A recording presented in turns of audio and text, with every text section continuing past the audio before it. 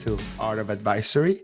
Today is September 25th. And the reason why I'm mentioning the dates, which we usually don't, is because we actually have an event coming up in roughly about a month. And Kirk and I are both preparing our sessions for it. And we wanted to use this venue to kind of like sort of brainstorm what some of our ideas are. Full disclosure, we're teaching things that we have taught before and things that the both of us consider, we're considered seasoned professionals in this topic, but we always want to bring something new, something innovative, and these type of brainstorming sessions help quite a bit. So, hey, Kirk, how are you? Welcome back. Hey, Hector, how you doing?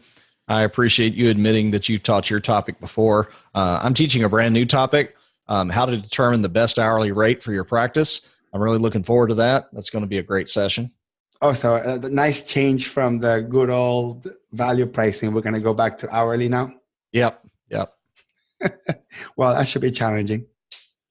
So as we were talking before the show, I understand you now have a side relationship. You want to tell us about that and come out of the closet? Yes, so absolutely. So Blair Enns is one of my heroes, kind of like Ron Baker is also one of my heroes on the value pricing space. I interviewed him last week. So check out that episode. It would be episode 33. I believe it was the last week. It was the 18th. So September 18th, episode 33, Blair Enns, E-N-N-S. Check out that episode. I think it was fantastic. Kirk wasn't on, so that's probably why it was so good. No,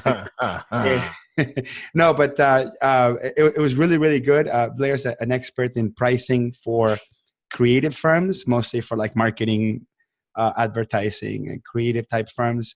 And what's interesting is he's the guy that teaches them how to sell. So you got the most brilliant minds in marketing charging millions of dollars to these huge companies for very creative work, and they're not creative enough to come up with good pricing strategies. And Blair is kind of like that gateway to that. So I think it's just a fascinating person to talk to. So I'm totally in love with him. So Hector, yeah. All right. Top 3 takeaways once you get past the man crush. Yeah. Top 3 takeaways from your interview with Blair. Yeah. So number one, I would say I love the fact that he created this book called Win Without Pitching Manifesto. And he structured it sort of like commandments, like we will do this, we will not do this.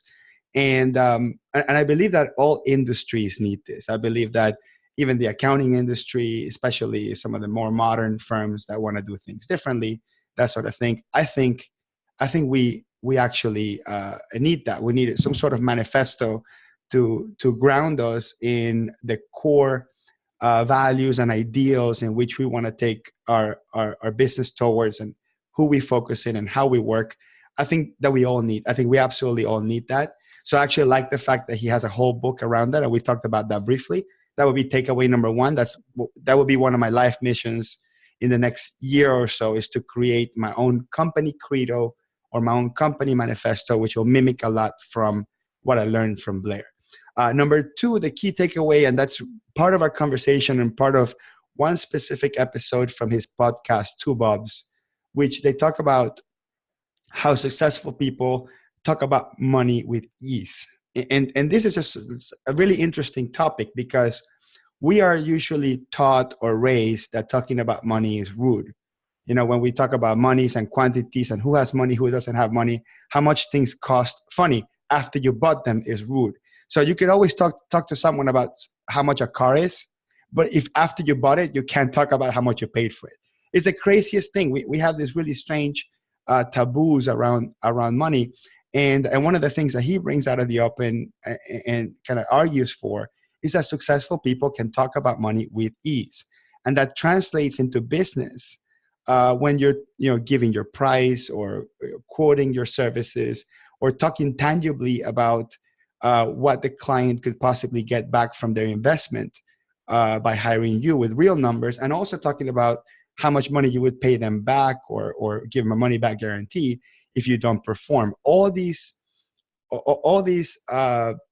numbers or these money conversations, when people speak about them with ease, I think it also inspires others, right, to to talk about it as well, because I think you want your customers talking about money with you with ease as well. I would assume that's a generic strategy that we should be thinking about, right? Because obviously, if your clients are holding back and they're not talking about money with you, then the conversation becomes awkward later on when you actually need them to write a check, right?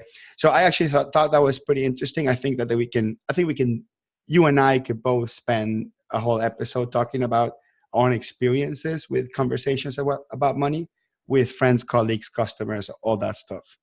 And the number 3 takeaway, which I thought it was just really interesting, is his take is that the narrower you go, the more specialized you go, the more you say no to other things, and the more you sort of pigeonhole yourself into one really small area of practice, the more money is there waiting for you, the more potential profits. And that's something that I think a lot of people have said that before, but I like the way he explained it, and he used some fantasy movie analogies, which was fun. But the way he explained it, I think will start resonating with others. And that's absolutely true. The more you specialize, the more you become better at less things, the easier that people will have to figure out whether or not you are an expert at it, the easier it is to market yourself, and the easier it is for a global community to find you. So I would say those are the three summarized takeaways. I like the one about talking about money. I've always said that the money conversation is not over until you've been paid in full. And until that happens, you still have some conversation to resolve.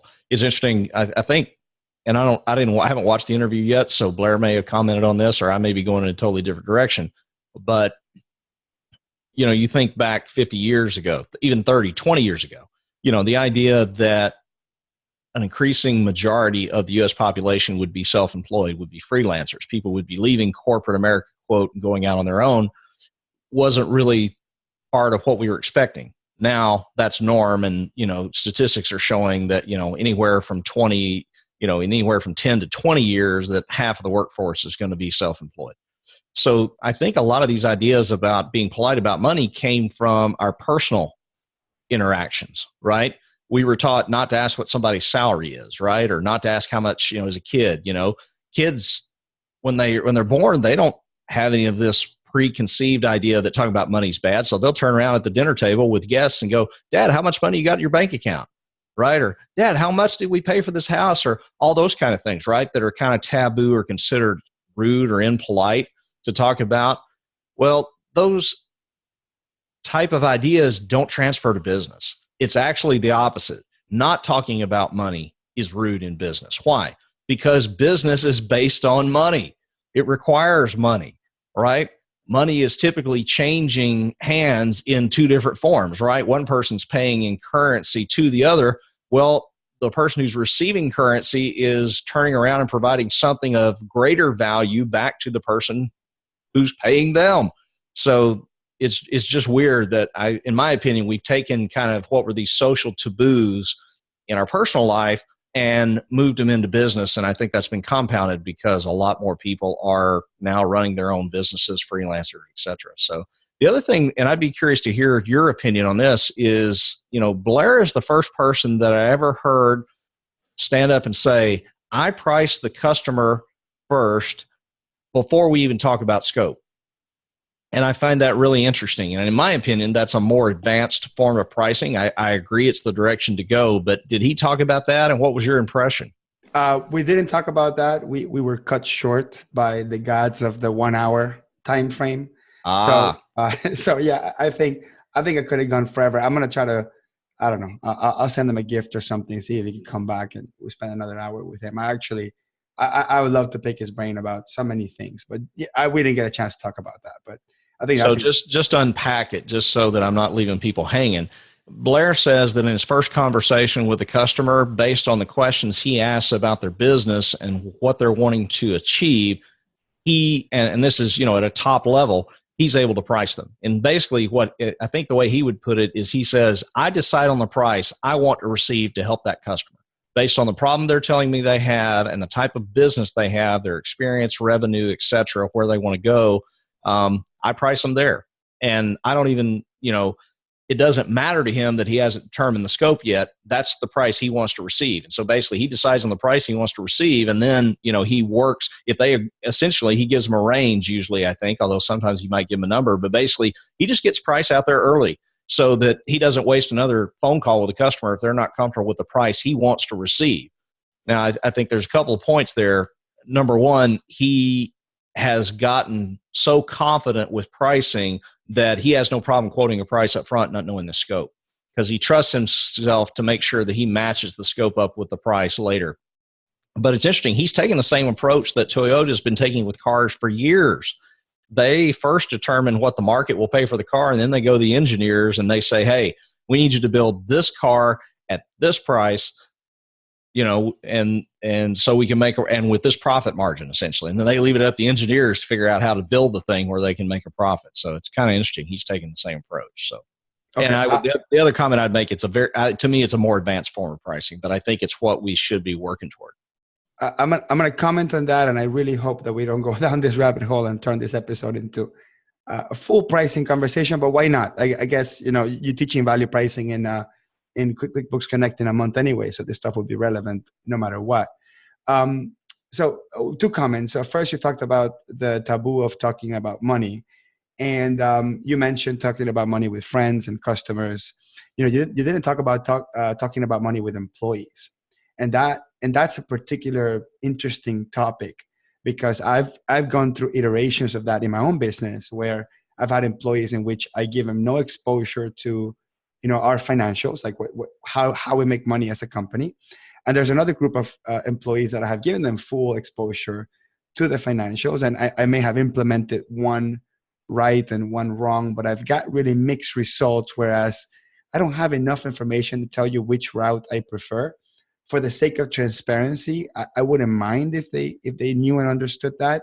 But there's always this notion, and I have this issue with my customers too, with my small business clients, where they're all freaking out about, hey, I don't want the warehouse guy to know how much money I make. And I'm conflicted sometimes on the answer. Sometimes I agree, saying, in the short term, I think that it avoids a lot of drama, especially if employees know how much each other make and that sort of thing.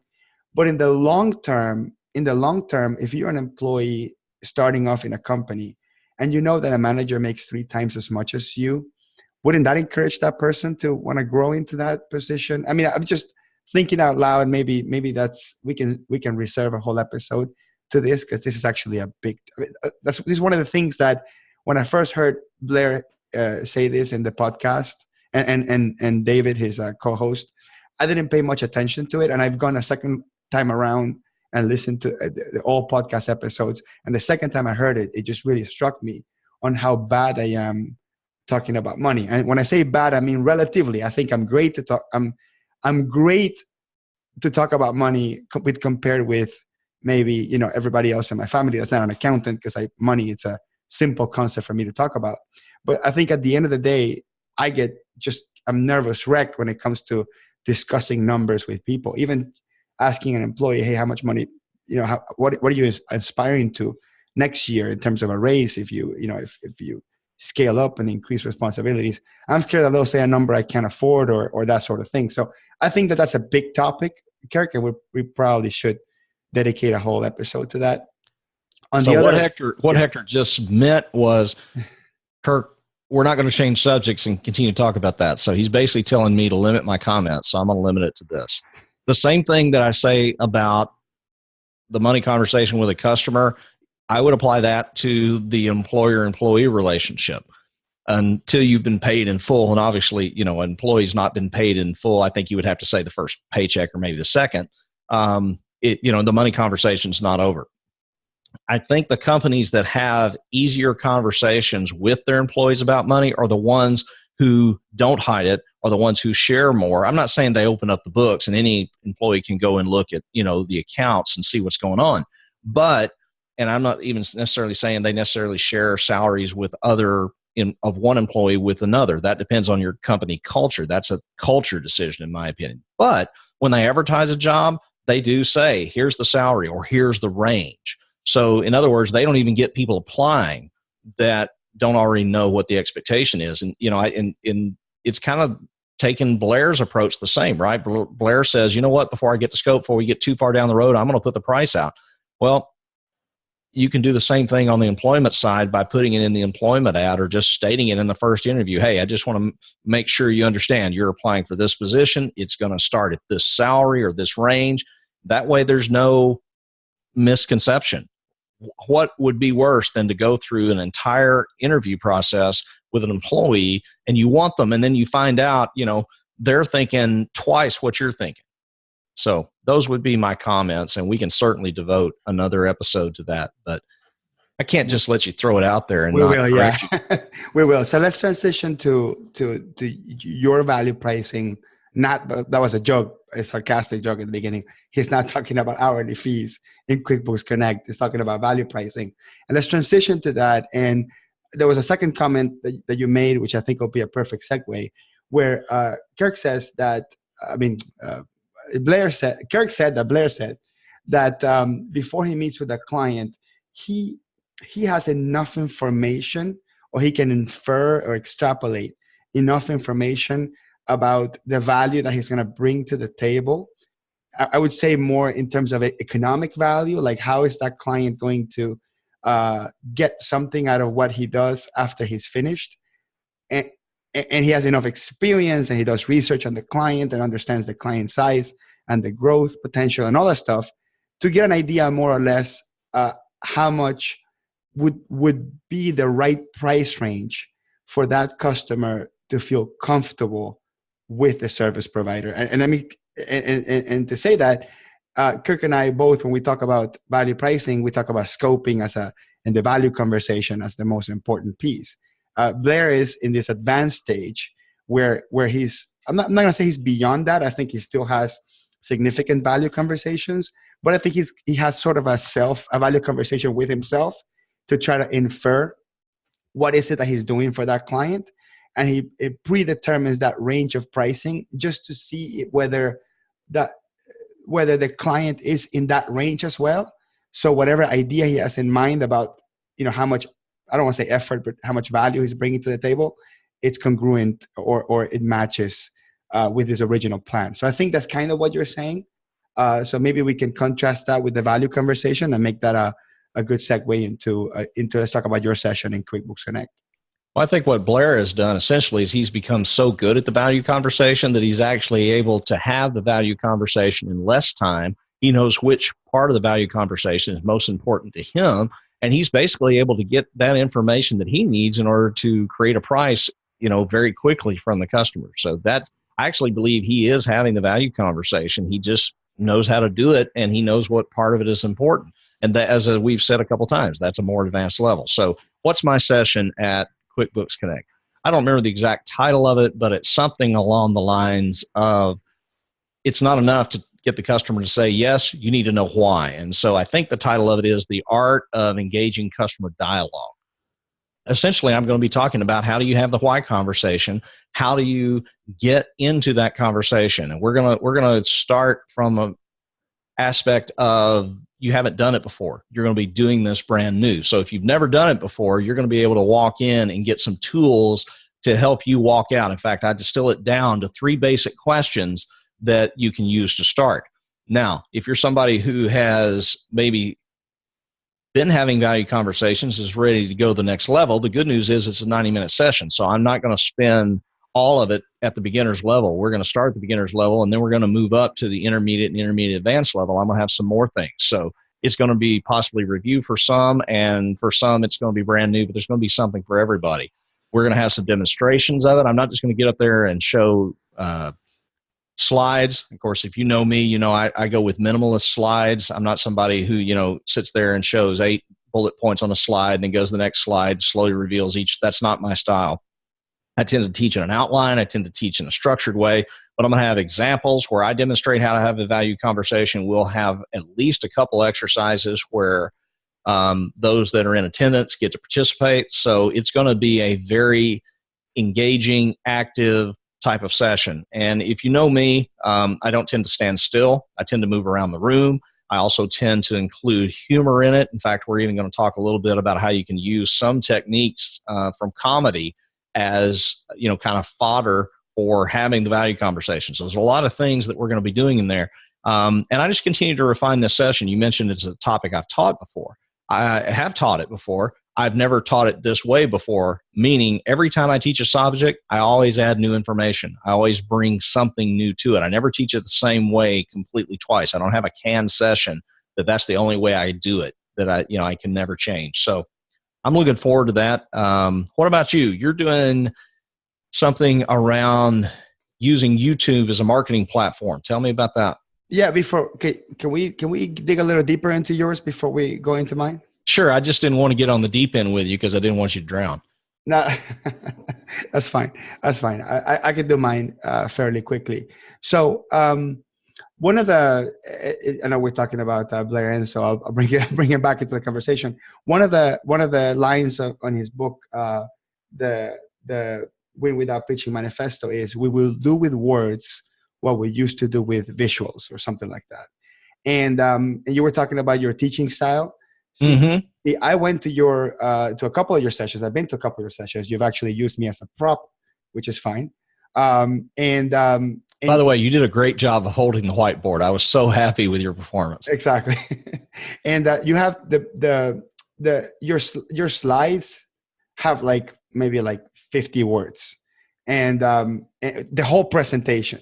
And usually each of my slides have. So I like you show one word or one sentence or one group of words, and then create a whole conversation around it. So people are more focused on what's coming out of your mouth rather than distracted by all the bullet points on the screen. And I wanted to recognize, I actually like that style very much. Thank you. I strive to do that, but then I have to put a whole bunch of stuff in the PowerPoint. So I have a tough time getting. Let me give you a tip.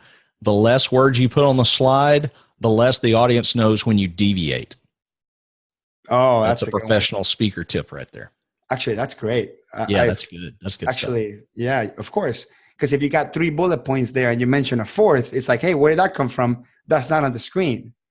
Actually, that's brilliant. I didn't even think about that. Well, yep.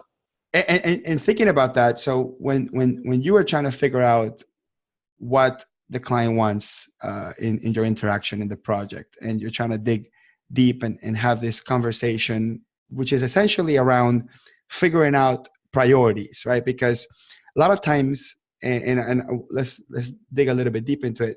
A lot of times where folks try to implement value pricing, especially accountants, they try to, when they come up with the price, they try to have this spreadsheet style mathematical equation on how they got there, just because we are trained that numbers don't come out of nowhere, right?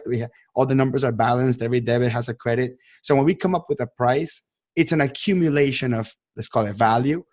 And that's just it's the wrong approach. And we are so used to things that have to build upon each other in order to come up with a number, that the concept of value pricing, especially when it's implemented wrong, tends to draw people away from it. So what is it about, and you've been already working with accountants for 5 years or so you have a lot of experience. What is it about the mindset of the accountant that makes it so difficult to understand the value is it's subjective and it doesn't need to be calculated? Well, I think you nailed it, right? Accountants are taught that every debit has a credit, but we need to realize that pricing and accounting are 2 completely different skills, and you don't approach one skill the way you approach the other. Just because they both have numbers does not mean that you approach them both the same way. Let's use a building analogy. Okay, if I'm going to build a home with brick and then I'm going to build a monument with brick, I don't approach building those the same way. They're completely different things. They may use the same or similar core materials, raw materials, but I don't approach building them the same way. I was watching a movie on how they decided what the Vietnam Memorial in Washington was going to look like. And it's really interesting. They did a contest and how they chose, these what appear to be these two simple wings of black granite embedded into a hill. My point is they approached that completely different than they would building a house. You have to do the same thing. Yes, the raw materials of pricing and accounting may appear to be numbers, but you don't use the same skills from accounting with pricing. And so I think that's why there's this mindset. I've said this often, and I'll say it again, and I'll say it in a room with people who disagree with me so we can debate it because I believe it so strongly. There is no formula for pricing. Anybody who tells you that there's a formula for pricing is just trying to teach you, trying to put you into a rut or a recipe for it. And I think you've got to be more flexible with your pricing. Are there frameworks and blueprints you can work with? Certainly. I teach 2 or 3 different frameworks in talking about the value conversation alone, but there is no formula for pricing. You made a comment earlier that I grinned at. You said, numbers don't come out of thin air. Well, not in accounting, but in pricing, yeah, they do. What is thin air? It's this. The gray matter in here is the best pricing tool you have, and you've got to be comfortable using that. Otherwise, you're not going to become a true pricer. There was a Facebook group that we're both in where somebody, I think, if I remember right, somebody had attempted to implement value pricing in their business. It hadn't gone well, and so they wrote an article and posted on LinkedIn. And the title of the article was almost like clickbait, right? It was something like "value pricing sucks" or something like that. And anyway, then that article got posted in this Facebook group that you and I are part of, and all of a sudden we got some more information from the author. That basically, okay, I realize I didn't approach it the right way. There's some things I need to learn, etc. But, it was kind of one of those things where people who just see that article, see that title are just going to go, okay, it doesn't work. I'm walking away. Well, it's a soft skill set. Okay. Accounting is a hard skill set, the numbers, the debits and credits and stuff, at least much more so. Pricing is not, and we've got to get comfortable with that. And that's one of the things I try to do in my session through the activities is get people comfortable with using their soft skills. I think a lot of folks, and I would say a big group of people, they hear value pricing or just anyone talking to accountants about pricing, and they see it as a gimmick of some sort, which is kind of strange because this is just a theoretical framework. I mean, this is not. Like, no one's ever said this is right or this is wrong. This is just saying this is probably better.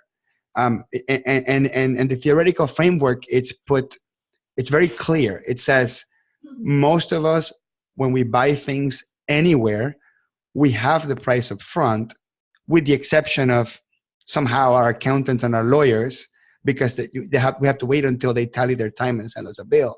So it is just bringing that frame of reference to say, how come it doesn't make sense to do that anywhere else, but it does in accounting and in law or whatever other industry it's by the hour. You don't go to the supermarket, buy a can of corn, and then they come back and say, well, the tin can was 10 cents and there was so much labor put into the corn, and then we put so much salt and brine, and like that doesn't. For some reason, as consumers, we want to equate what we're buying and the price. That's it. It's simple. So that's really what most value pricing folks like yourself, like Ron, that's all they're trying to teach. Now, unfortunately, there are folks like myself and like Kirk that not only that dig a little bit deep and do have sort of packaged knowledge that we sell, right? Whether it's a webinar or a private training session, or we get paid to speak at these conferences to talk about these topics. So I think that gets a little bit on the way where people say, well, they're just trying to sell me something. Look, the idea, you don't have to buy anything to be convinced that if your customers are happier and as a consequence of that, they pay you more and then you get more money and you're happier. I don't know how anybody can attack that. I mean, that's just it's just a perfect harmony, right? So assuming that you implement value pricing and your customers like the experience better, and assuming that you effectively get more out of it as a practitioner, that you would have if you charge by the hour, it's going to be a win-win proposition, right? If none of these things are happening, where you raise your prices for the race of, let me change the topic, because I actually did talk on the phone with that person that posted that article. So if you were to price something higher than your average hourly billing for the month, just for the sake of pricing it higher, and that's it, and that was the only reason you were doing that, well, you did it wrong in the first place, right?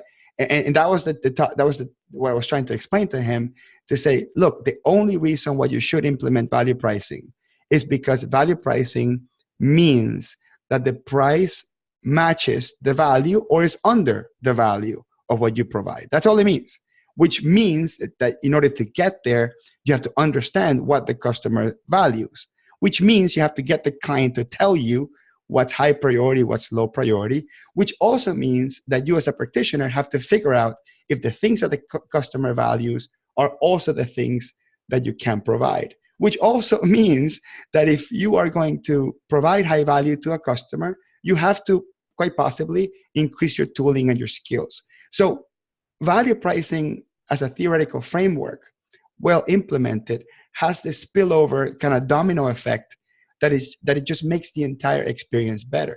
And then on top of that, if your customer is happy about paying one price you quote up front, and you're protecting your relationship with your customer, because you're not having some person from, let's call it, a third world country that can charge a third of what you can. I can probably do the same thing. Probably has enough spare time to do it better.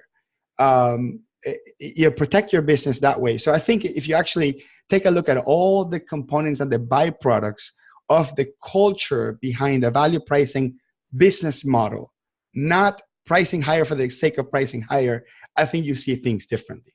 And unfortunately, I think that the value pricing speakers, I would say, not you, of course, Kirk, not Ron, but some of them, they attach a gimmick of some sort to what they're teaching, like a plan or a system or a spreadsheet, right? And people buy into that tool or that gimmick, and when it doesn't work, then the whole genre of better pricing for our industry gets hit. So I don't know if that was a big rant, but I wanted to kind of just summarize how I felt as someone that screwed up on value pricing at the beginning, and then is actually doing better now that I've learned how to implement it better. So I'm glad that you actually, so first of all, I want to congratulate you because in this forum, this Facebook forum that we're talking about, you actually reached out and said, hey, I've had some different experience. If you want to contact me, let's talk. And I'm glad to hear that you had a conversation. So obviously, we're not revealing the identity here, but I would like to know more about that conversation. What did you find that, number one, were maybe some misconceptions that we could help correct, in mindset for people, and then also two, what are some things that you suggested to help improve? Okay, so the case at hand was, and obviously we didn't sign a non-disclosure agreement, but I'll stay within that realm that some of the conversation is semi-private, right? But yep. the general concept is, this is a big customer that I'm billing on the 5 figures every month. We have a few high-skilled staff members on it. This customer has been paying us for years an hourly rate, and we've been able to, inflation adjust our hourly rate every year, gone from $125 to $200 an hour in the last 5 years, whatever it has been. And the relationship has worked great. The client has never combated a bill. The client is a sophisticated financial type of client, and they're probably very used to paying lawyers and other accountants an hourly rate. And he admitted that if he would have gone back 3 years ago, we have fixed rated that at something that he felt at the moment was going to be a big number, let's say $15,000. That would have been half or a third of what he's effectively billing every month. So that was the case. And that made me think a little bit. And I told him up front, I said, look, it's hard to defend let's call it value pricing. If the framework is, I've been billing my client for that 3 years, the client's happy to pay for that. They never combated a bill. They have no worry that the client would go anywhere else. Because that's another thing I told them.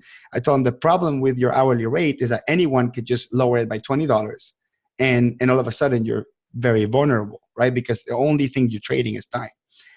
So unfortunately, in that limited framework of that limited circumstance, it's hard to defend value pricing. But the one thing I told them is, have you tried to understand what it would cost that client if your firm wasn't present? Like, this is the why not portion of the why conversation you talk about, right? The cost of doing nothing is what you're describing. What's the cost of doing nothing? And what if you decide to sell this firm to another CPA group and they're all a-holes and they don't talk to that client well, and the client goes sell, right? And the client goes out and looks for another firm. Think about what position they're going to be. They're going to have to now explain to a new firm their entire business model and what they do and how they do it. They're going to try to convince a new firm to charge the same rate that the old firm that you were charging. And that firm may have now has better information that you had 3 years ago, 4 or 5 years ago, whenever you took the client, about fixing the value price, because now contextually the new firm can say, you know what, they were charging you between $25,000 and $35,000 a month for this work.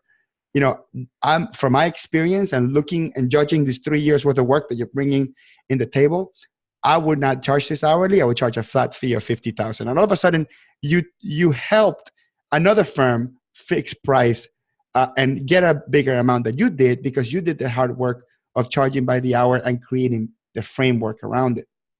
So that was kind of like my explanation. And at the end of the day, he's like, well, I just don't know how to get out. I don't know how to get out of it. And I'm highly worried that if I do turn around and give him a flat fee, that there's going to be a high level of uncertainty on what needs to be done.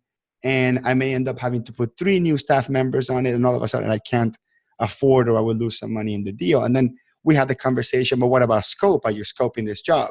And he says, yeah, we're scoping it. We're scoping it very well, but it's still unknown. And it's like, dude, listen, there's a hole in your conversation here.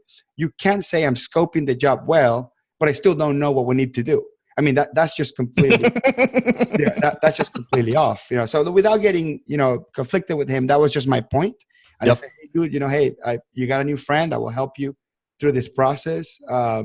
And as much as I can, if you ask me, but I understand what you mean. Like, don't rattle the cage. If you got one customer that's paying well, probably paying the bills, probably if that customer goes away, he has to fire 2 people immediately. I mean, I understand the worry behind having a high paying client that's already paying by the hour and transitioning that one. I think Kirk will probably recommend that you start with like the sort of the lower value clients and try to get them up, because if you try to transform this overnight and lose your top 3 clients over it, you're gonna have a tough time paying the bills, right? But I think that was honestly, his concern was, in his perspective, the risk level of transforming his top clients to value pricing would either have 2 negative repercussions. 1, the client leaves, and 2, he underprices and loses money on it. And that's the biggest fear that I think most people have. So it's fair. So just kind of my comments on those 2 fears. Number 1, we need to call this what it is. It's not just pricing differently. It's changing the business model. Okay. I used to call hourly billing a business model. I don't think it's a business model. It is, hourly billing is the decision to operate without a business model. Whereas value pricing or whatever. And by the way, I think I'm going to gradually stop using the term value pricing and just start calling it what it is. It's pricing. Okay. Whereas hourly billing is, it's billing, and it's a bad thing anyway. So about pricing, you don't want to change your business model recklessly. You should not put your business in danger. You should not put the livelihood of your employees. You should not put your own livelihood in danger when adopting a new business model. You need to do it cautiously. And so in this Facebook group, I said, there's 3 tips that I would give when switching. Number 1, have a basic understanding of the concepts of pricing. 2, have faith that those concepts are actually true, because you're not going to be able to fully understand everything without experience. So you're going to understand the concepts, and you'll gain greater understanding by gaining experience. And until you have experience, you have to rely on faith. And then number 3 was have a mentor. It can be, a colleague who does it for free, could be a mentor or coach you pay. It could just be, Facebook group, Slack group, whatever, but have some way to get feedback and a place to go to ask questions. And that was the one comment he had made was, hey, I would have liked to have had a mentor, now being able to look back and, if I could go back in time, I would have had one, was his comment. Well, can I jump in on this mentor thing? Yeah, sure. I think one of the problems with the word mentor, it's like most people think of someone that has done the exact same thing that I want to do, that is in the peak of their career and success, and is going to show me everything they've done and how they do it. And it's also going to solve the most burning questions I have about understanding my practice best. And that's, most people say, well, that's a mentor, but how do I find one? Look, honestly, you got anyone that's in the peak of their career and they're busy, they probably not going to lend themselves to do mentorship, especially if it's for free, right? I mean, so that's, I think one of the challenges that people have is, okay, Kirk, I buy the idea, I need a mentor. Well, how do I find one? You can't go to mentor.com and find one, right? That doesn't work like that. And I don't even know that's a real website, but so sometimes a mentor is not one person that knows what they're doing, but it could be another person that will bring light into the answers you already have. And that's the principles of coaching. I don't know a lot about coaching, but I do have some coaching clients that have explained to me what coaching means. And in a way, Kirk is one of my mentors, right? We get on a call, we talk about what's on our mind, we bounce ideas of each other. In a way, I am sort of a mentor to him, although he's like 50 years older than I am. So I know that feels kind of weird. No, but what I'm saying is, I'm gonna challenge you to arm wrestling. I think you'll win. I'm gonna kick your little 30-year-old tail. I think you'll win. I'll challenge you to a spreadsheet off. I'll beat you. Gosh. Okay. Death by boredom. But I think that it's mentorship has this stigma of what it is or what it should be, and sometimes mentorship is just having another person that's maybe on the same, let's call it, level as you are, and wants that mutual benefit, and it's a person that you talk to every week, every month, and bounce ideas off, and then compare that and contrast that with maybe the podcast or the books or the bodies of work that some of these true experts or at least experienced folks are bringing out to the open. Like finding this perfect mentor. Like, by the way, I get emails weekly of people saying, "Hey, can you mentor me?" And it's like, well, what do you have in mind? And then they don't have an answer, right? I mean, like if you pay me $10,000 a week, I'll mentor you, because I have to spend time, building your business instead of building mine. I mean, that's the problem. That's the real challenge with mentorship, is that the folks that probably have the best ability to help you because they're in the weeds and they're doing all the same things that you want to do, they probably don't have enough time to do this. And some of the folks, once they retire and they have organizations like SCORE, I don't know if you heard of that, Kirk, they have that in Miami, or like SCORE, where you have like retired executives that that want to give back, let's call it that. And then they sit there and they're literally waiting for someone to say, "Hey, mentor me." They're probably not what your idea of a mentor was, but I'll bet you that the stuff that you can get from them, it's really great. So that's the thing. I think I agree with you that a mentorship relationship is highly, highly valuable. I think that most folks look for it in the wrong place, or they're waiting for somebody to magically take them under the wing for no reason. And I think that's the challenge. The challenge is that we both agree that having a mentor of some sort or a co-mentor relationship, it's great, but people just don't know how to find it.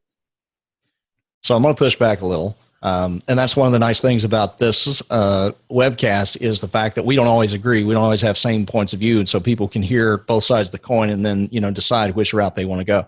I think how do you find a mentor? You ask. Okay. Now there's more behind that. How you ask. If you walk up, let's say I do a session, okay, on value pricing, and somebody walks up afterwards and, says, "Hi, great session. Hey, would you mentor me?"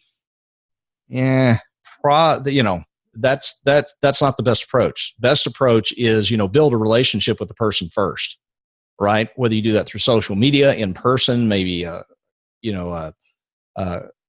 combination of that. If somebody, probably my response to that, if somebody says that, I'd say, well, you know what? I've done 120 1-hour mentoring sessions. They're called the Art of Value podcast, and here's where you find them. But if you build a relationship with somebody, you can then be in a position to, you've earned some trust, you've earned some rapport, you develop rapport, I think is a better way to say it. You can ask for a mentorship, and it could be with a peer, it could be with somebody who teaches it. So I think the first thing is ask. Second, you made the point, and I'll reiterate it, is be prepared to invest some money. It's kind of blows my mind that some people think, all right, I'm going to change my business model, a business model that based on case studies and what people who've been there, done that say could, double, triple, or even more my revenue. And yet I'm not going to invest any money to hire somebody to help me do that. That's kind of blows my mind that people would think in that way. But I think you can get a mentor. I think you can. And I think you start by asking, but you've just got to be, think about who it is. And the other point that I think you made is valuable is realize they also have their own business. So, some people might be willing to take on one, maybe two, just because they want to do it. But beyond that, somebody's going to want to be paid. So that would be my comment. So I want to transition here. I know we could keep going on this. We're the king of rabbit holes. We need to get a t-shirt that says that. Right. But, I want to come back to your session. So what is your session? Tell me about that. So my session, by the way, they picked the title. So I kind of work around that. I knew what the theme was. Me too. Yeah. They picked the title. I knew what the theme was, but they picked the title. So, the theme was, hey, I'll teach something about video marketing because it's something that I've done for, several years, and there isn't that many other accountants doing it. So I'm probably a good person to look up to for advice on that. Although I'm definitely not an expert at it. I'm more of an accountant than a video marketing person. But so they're calling it effective video making effective videos for your marketing. I think it's what it is. I'll double check with the website because obviously I don't think the title matters anyway at this point. If it's got video marketing or something like that attached to it, it's got my name next to it, I think that people can infer pretty much what it is. But I think it's effective video marketing. But the point is, I kind of like when they come up with the name, just because it allows me to adjust a little bit instead of making it the same old thing. I'm still looking for it, but I think it's effective video marketing. I don't see it on the website anymore, but it's effective video marketing. And actually, hold on a second. Sorry, I think the title was YouTube. There's gold in them our video cameras. Right. Here it is. So sorry, I had to have people watch me surf through a website. Okay, so it's called Creating Effective Marketing Videos. Okay, that was close. And because I waited for that title and they came up with the title, I actually changed my approach this year. So every year I've taught, hey, this is how you make a video. This is the components that you should have in a video. And this is how you post it. And this is why it's valuable to have videos as marketing source. That has been always the message, right? Now that they're calling it Creating Effective Marketing Videos, I'm actually going to change the approach. And my approach is about, well, what is effectiveness when it comes to video marketing, right? So it's not just about people now being inspired to create a video. I think people should be inspired, if they're going to get into video, to talk about what effectiveness is. And I'll break it down. We have about 10 minutes or so. So I'll see how much I can cover from it. So effectiveness from a video would be getting, I'll say at the most simplest level, is getting someone to watch it, right? If people don't watch it, then obviously it has zero potentiality to be effective, right? So people, at the end of the day, the video needs to drive new business, right? That's ultimately what effectiveness is. The problem is there's multiple layers and steps to get there. So the first thing of being effective is getting people to watch it, right? So I'm going to talk about what gets people to watch it. So we'll talk about discoverability, so how to do basic research in YouTube to find out what's trending, what are people searching for. So hopefully through just simple search, they can find your topic. I will talk a lot about being hyper specialized, whereas I prefer that 3 potential buyers watch my video than a million random people watch my video. And the point is that unless I'm making money off ads or something like that, which is another business model. So I'll discuss that briefly because I don't want to talk too much about that, just because I've spent 5 years and I make, a couple bucks from video ads, from ads and advertising. And I don't think was my intention in the first place. And that's not what I want. I actually want clients to call me from YouTube, which is really what happens in real life. And that's why my YouTube channel is so valuable. But anyway, so the first layer of effectiveness is getting people to watch it, which means getting it discovered and using hyper topics that there isn't other videos on. Like anybody can make a video about how to reconcile the banks in QuickBooks, right? The problem is you're going to compete with 30 other videos. But if somebody says how to reconcile my bank in QuickBooks for a farming business, right? Your video may be the only one. Again, you're narrowing, you're making a narrow statement about the video and who is it for. Although most accountants would argue that it's the same, it doesn't matter what type of business it is. But customers don't know this. Like customers don't know that reconciling a bank or a financial statement or a balance sheet or inventory is the same for a farming business than for a manufacturing business or for a wholesaler business. So when you make a video and you use examples that don't relate to your customers don't have an accounting background. So they're automatically going to think, oh, this is for a different type of business. This is not for me. So you may need to go narrow to find more effectiveness in actually getting the folks that you want to open up their wallets and send you money to watch. So I'm going to talk about that and discoverability and just doing some general research to figure out what topics to use. So that's one level of it, right? So just getting people to click, getting people to watch. That's layer one. And Kirk, if I was coaching you on video, this is exactly what I would be teaching you. The second layer would be, okay, so you got someone to click. Great. We got over that very difficult task is to get someone to click, right? So kind of like get customers in the store. Now we need to make sure that people watch the entire video or at least get to the point until your call to action is there, right? The effectiveness when it comes to the watching part of the video is, did your message transmit? Did the person understand what you were trying to say? And are the next steps clear? And if the next steps are to call you or contact you, is that path simple, right?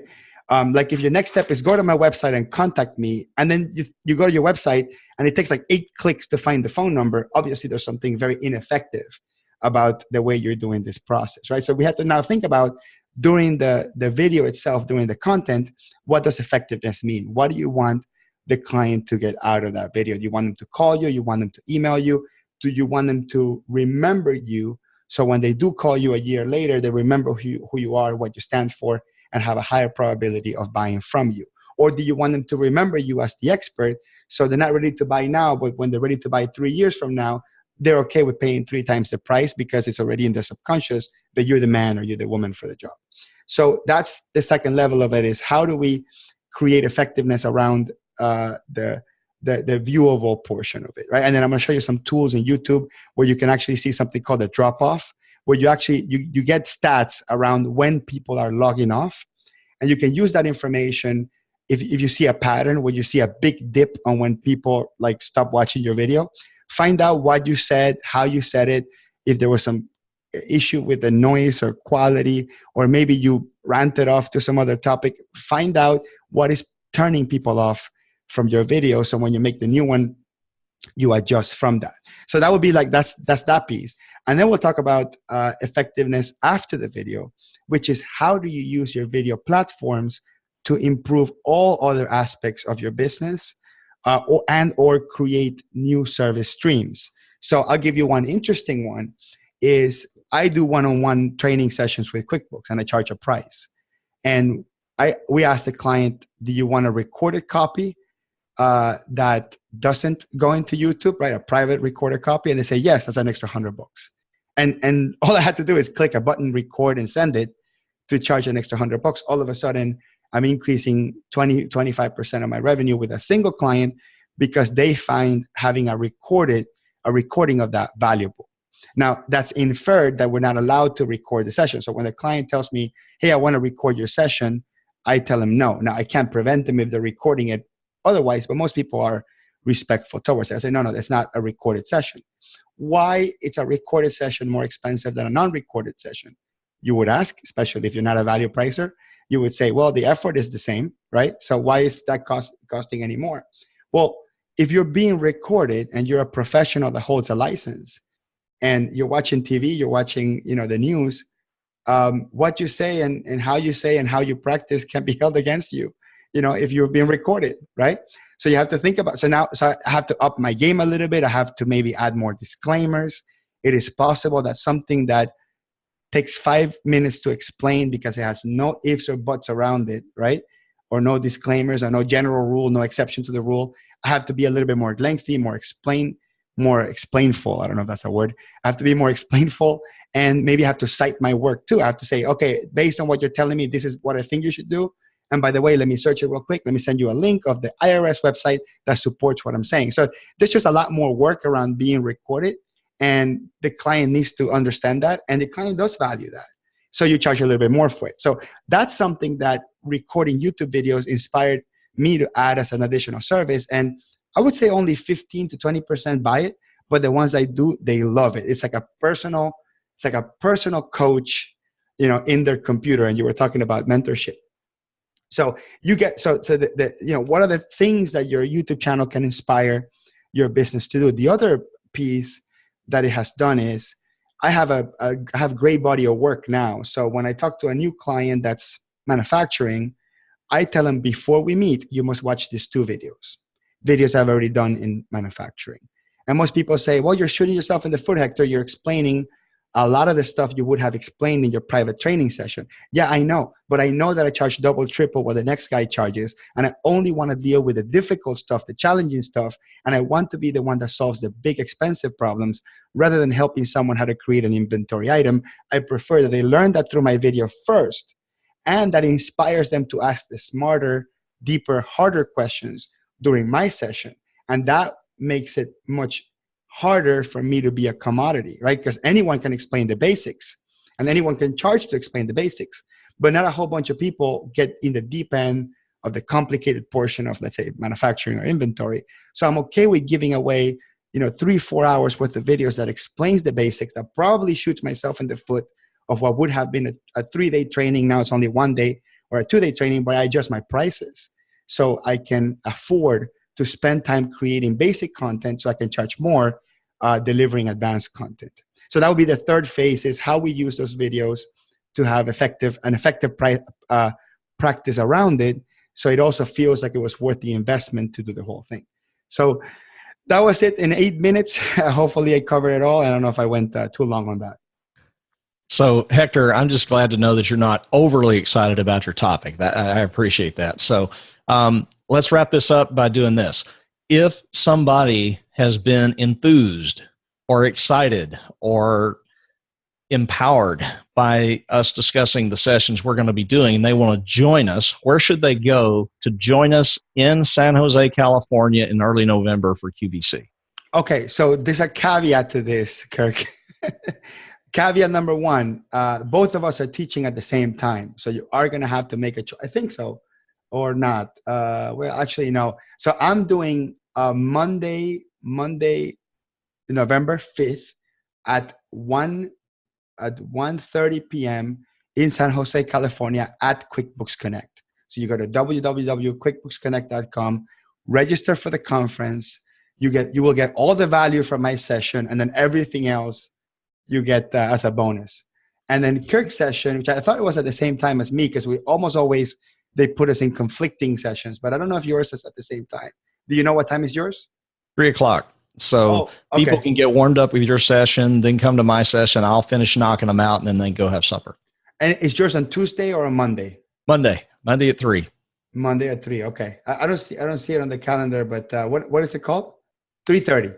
It's the art of engaging customer dialogue. Okay, that's at 3:30. Yep.